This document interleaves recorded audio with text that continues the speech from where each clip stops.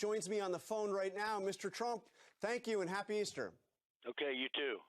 So I want to get to some policy issues, but first I've got to ask you about this nasty fight that has broken out between you and Ted Cruz. Do you categorically guarantee that nobody on your campaign, nobody tied to your campaign, had anything to do with this National Enquirer story? Totally. I had nothing to do with it. The campaign had absolutely nothing to do with it. He's got a problem with the National Enquirer. I have no control over the National Enquirer. I didn't even know about the story. I just got it last night. Somebody sent it to me over to read so I could at least see what it said. I had nothing to do whatsoever with the National Enquirer, and neither did the campaign. And I will tell you, for him to try and say that I had to do with it, try and put the shoe on the other foot is disgraceful. And by the way, he's the one that started it. And from what I hear, he and his campaign went out and bought the cover shoot. Melania did a cover shoot for GQ, a very strong modeling picture, no big deal.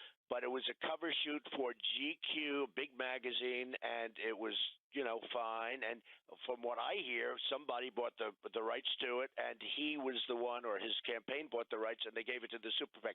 And just so you understand, that super PAC is very friendly to Ted Cruz. He knew all about it 100%. So he started it. I didn't start it. But let me ask you, this story, this that we see in the National Enquirer, this kind of rumor mongering, should this kind of thing just be off limits? Do you condemn this story? I don't care. I mean, really, I don't care. The National Enquirer did a story. It was their story. It wasn't my story. It was about Ted Cruz. I have no idea whether it was right or not. They actually have a very good record of being right, but I have absolutely no idea. Frankly, I said, I hope it's not right. Let's go back to the thing that started this all off. You mentioned, and of course, in fairness, you did not start this. This started with that super PAC ad featuring Melania. But in response, and he's very close to the super PAC, just so you understand. And there's no way in a million years that super PAC did that without his absolute knowledge. Don't forget, I call him Lion Ted. I call him that because nobody that I've known a lot tougher people over the years in business, but I've never known anybody that lied like Ted Cruz. But let me ask you, though, because in response, you said in that tweet that you would spill the beans on Heidi Cruz. What did you mean by that? Spill what beans? Well, there are things about Heidi that I don't want to talk about, but I'm not going to talk about them. I mean, you can look, but I wouldn't talk about them.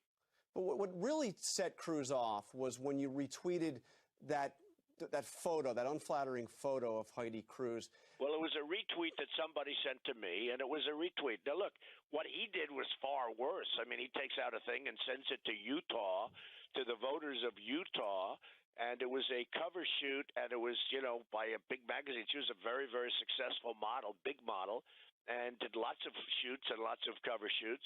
And to send that like it was some kind of a bad picture was disgusting to me. I thought it was disgusting. And they put they make me like the bad guy here. I'm just responding to what he does. I respond. I counterpunch. But I'm responding to what he does. But always the press likes to make me the bad guy. He's the one that started it. He knew about the picture. He may have even bought the rights to the picture, meaning his campaign. And the super PAC had it. He's very close to the super PAC. I didn't start this. He did.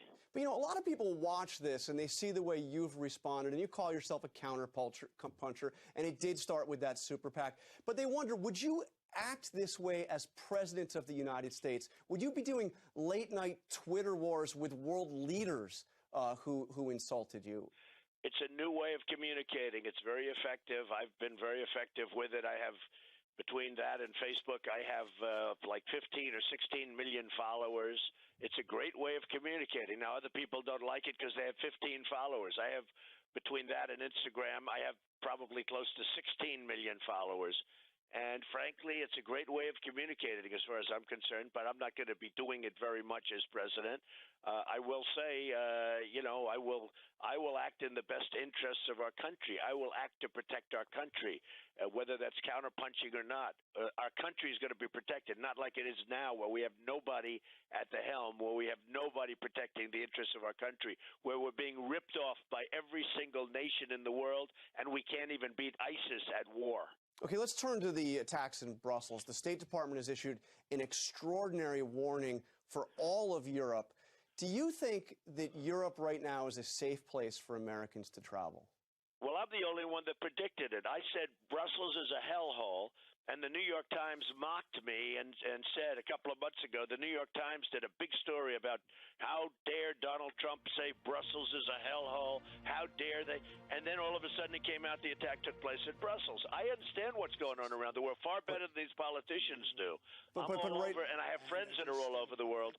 I will tell you, I was really hit hard by the New York Times in an article, how dare I attack Brussels, and now this happened, and you know the biggest thing on the Internet, one of the big things on the Internet was that Trump was 100% right about Brussels.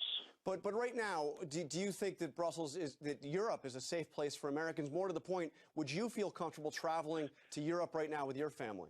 I don't think America is a safe place for Americans. You want to know the truth. I don't think England or I don't think that Europe is a safe place. No, I don't. I think there are a lot of problems in Europe that are very, very severe, weak. You know, lots of the free world has become weak. When you look at Brussels, when you look at the way they've handled things from law enforcement standpoints, when you look at Paris, when you look at so many other places, no, it's not. But neither is the United States a safe place because we're allowing thousands of people to come in here. Nobody knows where they're from. Nobody knows who they are. And they're coming in here by the thousands. And let me tell you something, we're going to have problems just as big or bigger than they've got. Now, you gave a series of interviews, New York Times, Washington Post on foreign policy.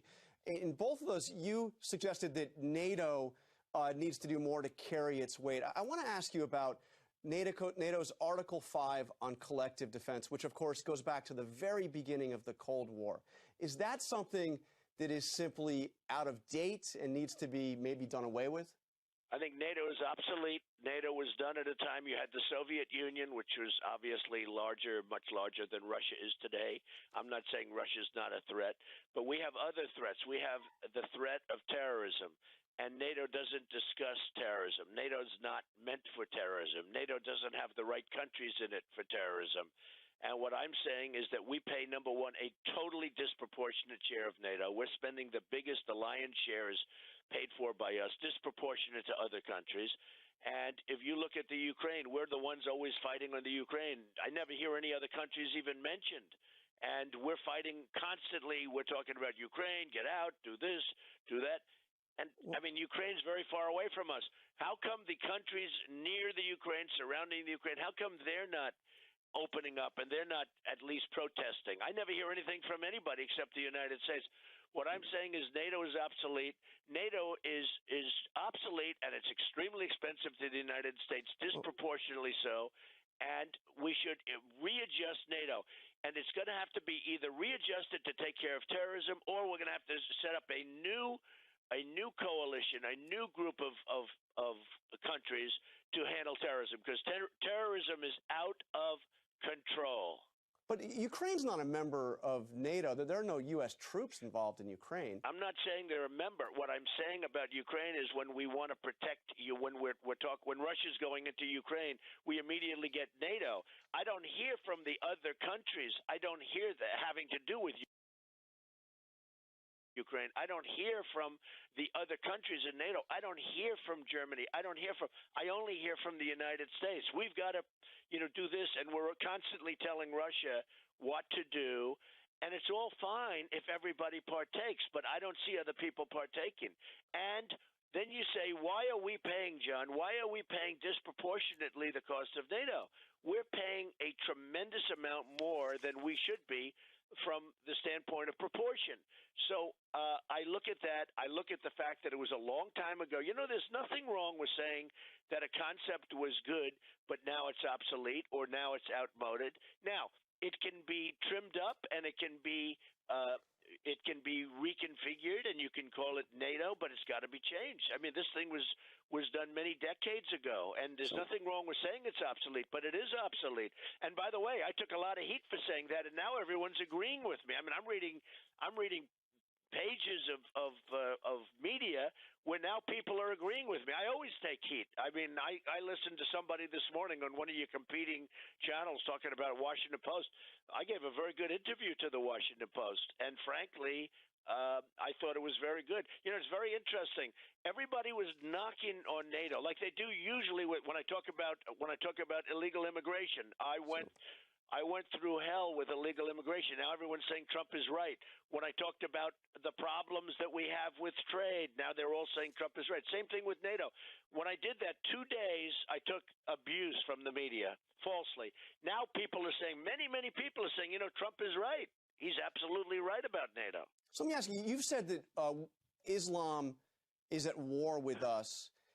A lot of people wonder, given some of your proposals, whether or not you would go the next step towards internment camps. And I know you've never proposed that, but let me just ask you here now, would you categorically rule out the idea of internment camps for American Muslims? Is that something that just never must? I would rule it out, but we would have to be very vigilant. We're going to have to be very smart. We're going to have to be very vigilant. And if we're not very, very strong and very, very smart, we have a big problem coming up. We've already had the problem. Check out the World Trade Center, okay? Check out the Pentagon. We've already had the problem. But I would say you have to be extremely strong. You have to keep your eyes open. And by the way, Muslims in our country have to report bad acts, okay? When you look at what happened in Europe, in Brussels, where many people knew this thug from last week was living right in the midst of them, right only a few doors down from where he was living previously. They knew he was there. Nobody reported him. Okay, so let me ask you about a petition you may have seen that is gaining strength now with more than 30,000 signatures that is calling on the Republican National Committee to allow delegates at the convention in Cleveland to exercise their Second Amendment rights by carrying guns to the convention.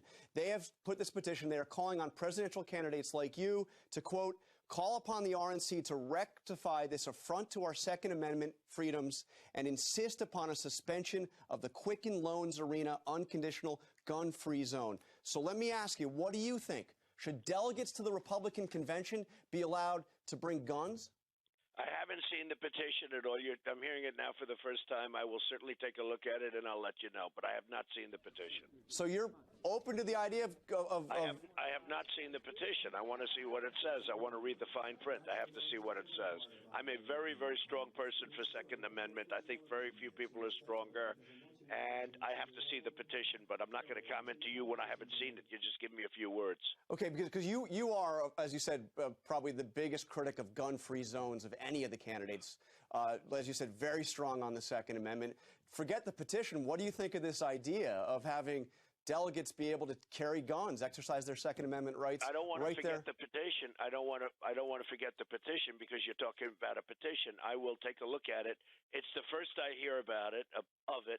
And frankly, nobody's stronger on the Second Amendment than me, but I would like to take a look at it. Okay, now you're getting closer and closer to getting the delegates you need to clinch the nomination.